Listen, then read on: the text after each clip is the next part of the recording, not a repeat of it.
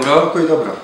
Witajcie kochani. Dzisiaj odpowiemy sobie na pytanie związane z upominaniem bliźnich. To właśnie internauta napisał, że no tak czasami jest ciężko, prawda, bo jak gdyby upominać każdego, kto źle robi, każdego, kto mówi wulgaryzmy, na ulicy zahaczyć kogoś, ty słuchaj, nie mów tak, bo to grzech na przykład, no to albo narazilibyśmy się na jakieś wyśmianie. Ale doszlibyśmy do jakiegoś absurdu, bo właściwie na każdym kroku ktoś popełni jakiś błąd.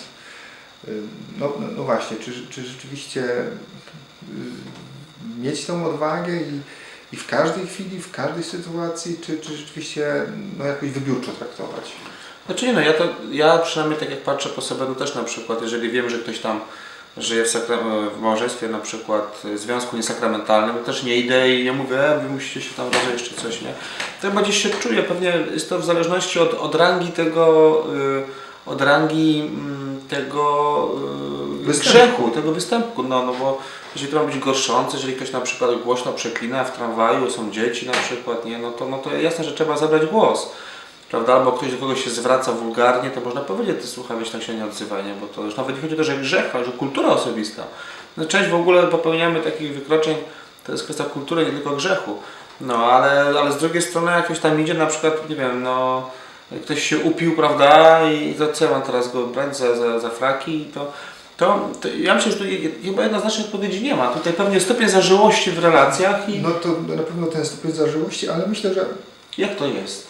Ja myślę, że trzeba by się starać upominać. Pewnie, że to trudno za każdym razem, tak jak mówiliśmy, w każdej sytuacji, ale myślę, że jeżeli nawet w środowisku swoich znajomych, krewnych, kłaczek,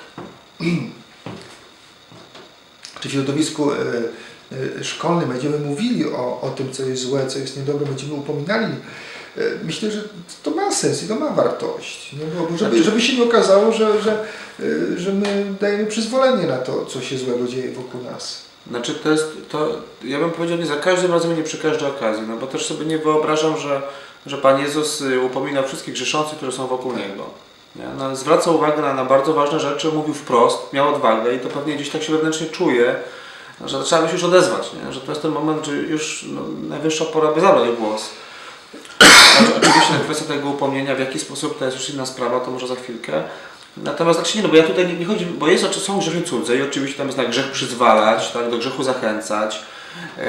No to tutaj nie chodzi o to, aby przyzwalać na ten grzech też, nie? Ale jakaś roztropność chyba w formie, żeby właśnie się nie ośmieszyć, żeby pokazać, o co tak naprawdę chodzi, bo w upominaniu zawsze chodzi o to, żeby człowieka pozyskać. Żeby doprowadzić go do zmiany, do poprawy. Nie żeby jakby go pomniejszyć, prawda, pokazać mu, jaki on to zły, niedobry jest, ale chodzi o to, żeby tak to zrobić, tak go upomnieć, tak z nim porozmawiać.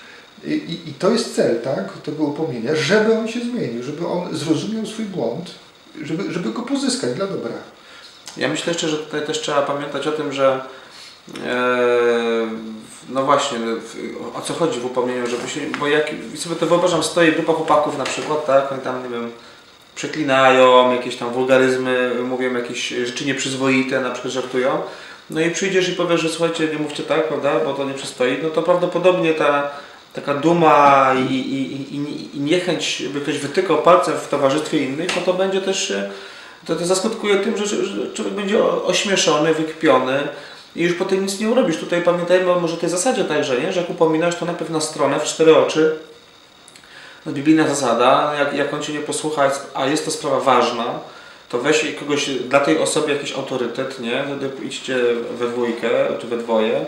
Wtedy na samym końcu to jest dopiero już odnoszenie się do jakiegoś naczelnego autorytetu, prawda?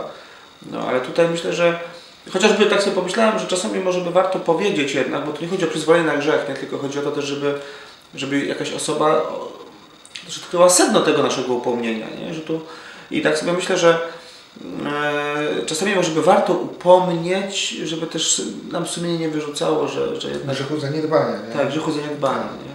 Ale ja sobie naprawdę nie wyobrażam, jak ktoś, co wejdziesz na imprezę w jakimś dużym mieście do klubu i teraz do każdego człowiek będzie podchodził? To musi być pewna sytuacja, musi być kontekst tak, konkretny. Kiedy rzeczywiście można i kiedy ja mam jakieś przekonanie, że to moje upomnienie odniesie jakiś skutek, prawda? Jeżeli powiedzmy będziemy na stadionie, gdzie w piłkarskim mecz i obok mnie siedzą powiedzmy różne grupy młodzieży, i teraz ich upominać, że na boisku czy na stadionie się nie używa wulgaryzmów. Pewnie, że można by było, ale oni powiedzą, że to tak tu jest, takie jest zachowanie tych osób. Ale samo pewno... Ja myślę, że wyczujecie moment, że to się... Osobiście myślę, że czuje się moment, kiedy należałoby się odezwać, kiedy należałoby się przyznać do Chrystusa czasami i to samo, kiedy należałoby komuś zwrócić uwagę. I dobrze będziecie wiedzieli, że to nie zawsze się da. Nie? Że czasami jest tak, że człowiek wie, że to się po prostu ośmieszy, ale co innego jest nie upomnieć, bo ja się ośmieszę i wiara będzie ośmieszona, a co innego jest nie upomnieć, bo mi brakuje odwagi, żeby komuś uwagę zwrócić. Nie? No tak czy nie? No chyba tak, co? Sprawa trudna, delikatna, nie? Ale to ja bym tutaj stosował zasadę nie za każdym razem, nie przy każdej okazji. Nie? W każdym razie upomnieć trzeba, tak? Bo jeżeli widzisz, że brat twój grzeszy, a ty brata swojego upomnisz, a brat twój się nawróci, to ty i brata uratujesz i siebie, prawda? Jeżeli się nie nawróci, to on ma problem. Ale i Pismo Święte w Starym Testamencie, w Nowym Testamencie mówi, że należy upominać, należy pokazywać. A poza tym to jest też troska o drugiego człowieka, tak? Bo jeżeli rzeczywiście my żyjemy we wspólnocie i my sobie nawzajem jesteśmy dani przez Pana Boga, to my siebie nawzajem mamy też pociągać wzwyż. A między innymi właśnie to upominanie ma na celu, żebyśmy się nawzajem poprawiali. To co mówiłem, tu nie chodzi o to, żeby pokazać człowiekowi, jak on jest marny, jak źle żyje, jak źle postępuje, tylko żeby zachęcić go do dobra, żeby pokazać mu dobro. A takie upomnienie, nawet jeżeli ono zostanie zignorowane, nawet jeżeli może mnie ktoś wyśmieje, bo zwróciłem uwagę, ale być może w ten sposób zasieje ziarno i po jakimś tam czasie ten człowiek sobie przypomni, że był ktoś, kto mu mówił o pewnych rzeczach, że tego nie wolno, to nie przystoi i może to być zaczyn jakiejś przemiany. Daj Boże. Pokój dobry.